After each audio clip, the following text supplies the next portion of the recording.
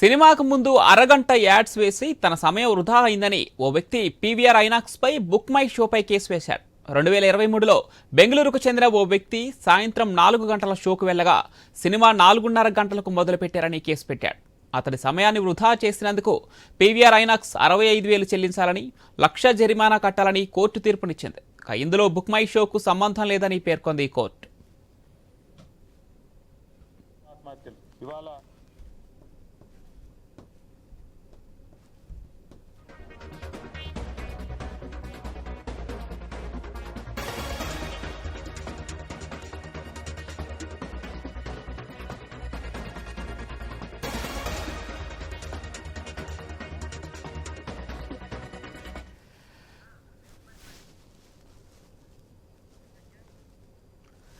సినిమాకు ముందు